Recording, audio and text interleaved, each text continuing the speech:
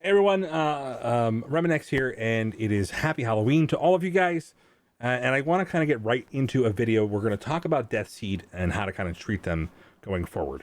A lot of questions come up about whether or not you should bring them up and what to do with them now that we know that the team is coming out. And I wanted just to have a kind of a quick message about them because there's a lot of concern from the audience here, and so I brought with you the announced member of the team, so you guys will understand what to do. And I'd like to introduce you guys to Archangel. All right, should we say hi, Archangel?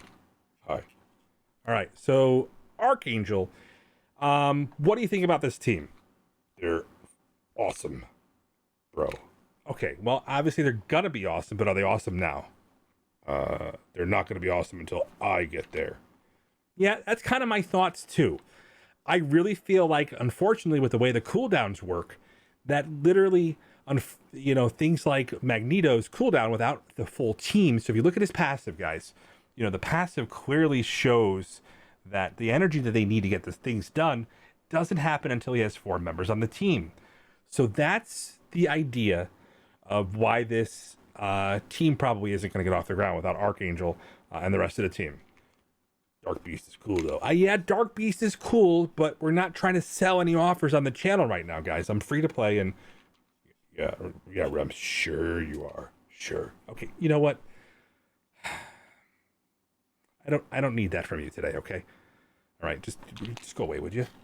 All right, so the team is really not built to be modular. Unlike other teams where you can bring characters like other characters in, you really need to have the full team to anchor. I'll be here soon. You have to have the full team to anchor the entire squad. So at some point, you're going to be able to see, probably when Archangel shows up in the 5th, that is still rumored out there, and rumors are swirling again, before they fully are able to take on the raids. And that's the problem, is, are they a priority? So there's a lot of characters coming to the game, like, have you G16 your Spider Weaver? Yeah, I didn't think so, Archangel. So you probably want to go ahead and do that first.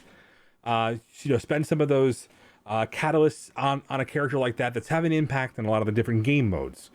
As far as mutants go, we already have a whole team. They're not my I know they're not your team, but they're in the game, and they're doing things in CC that do it. They don't solve raids. Yeah, and the mutant raid nodes are probably the biggest challenge we have. But I'm going to give you a stern warning. What I'm going to do is I want to kind of showcase something specifically that I've had a problem with that basically happened recently with another raid team. And this is something that happens on occasion.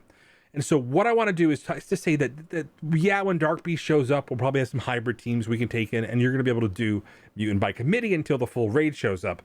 But I want you to stop right where you are, because I'm going to explain a problem that recently started presenting itself with Bionic Avengers. I juiced my Bionic Avengers, and as I brought them up, they stopped reliably being able to auto the raid in the tech lanes. And when I went in there, what was happening was a lot of the characters had threshold abilities that I was triggering, like Doom and Beast, etc., that was forcing me to actually manage the team instead of being able to use it on cooldown.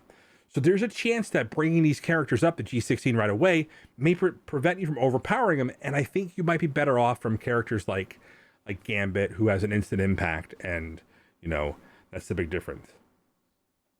That's the big difference overall.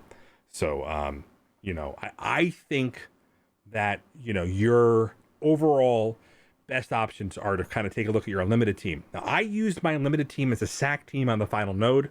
I do have them all at G16. We did get a relatively generous distribution of 16s. They were like 54 average. They weren't very high as far as that goes. That's the difference, because you have older characters like Magneto and Psylocke that are taking a lot more resources, period. So a character like Archangel, yeah, you said my name. Yeah, I said your name. You can stay here for a few minutes. Will come to the game, probably cost less of the G16, and probably have a bigger impact overall inside of all game modes. So I would wait for him to show up first. Okay? Okay, well, you can stay here for a little while right now. And I think that's the big difference overall is what to do over here. Again, mutant is the most annoying mode. I am not an. Yes, you are. You're pretty freaking annoying. Yeah, whatever, bro. The most annoying game mode in the raids right now. Probably only second to skill, or skills only second to them. And so again, they're not modular. So you can't take your Deathseed into the game mode and combine them with your Uncanny and have any luck. I tested that out when I had the opportunity to, and you can't merge them with your Uncanny and have them do anything special for you right now. Now, I will say that there are some combinations in other game modes where they're a lot of fun to play. You know, if you can afford the G15s, I hope you're farming your mutant gear in preparation for Dark Beast and Psylocke. You know, and reviewing the 14s again, all that information for those guys is available. And the big mystery is, you know, who will the other characters be? Now, here's the other question I get asked, and this is a really, really tough question. What about X-Men? And so I'm going to say this right now. If you and your alliance can avoid bringing these characters up, you're probably 6 weeks to probably 6 to 15 weeks from seeing the full team of Deathseed. Okay? It's possible that even with just Archangel, they can actually do some of the raids without the energy generation. You just manage your cooldowns more. So it's very possible that is the time frame we're looking at. And so for a lot of people who have already waited, I would continue to wait. You know, bringing up the team will help you in Crucible, but that we're already, you know, a few weeks and I think maybe a month and a half now into that new Crucible rotation, the Age of X, where I probably wouldn't recommend doing that either. That's something that I anticipate them lasting 3 to 4 months. I could be wrong. You know, we said a season is probably, we don't know how long a season is in Marvel Strike Force. Take a look at those orbs at the Milestone store next time you get a chance. And with all that, it is a firm, you know, Krakens have already built these guys up. They probably already had them in G16 on your roster. Whales are probably brought them to G15 and started popping red stars.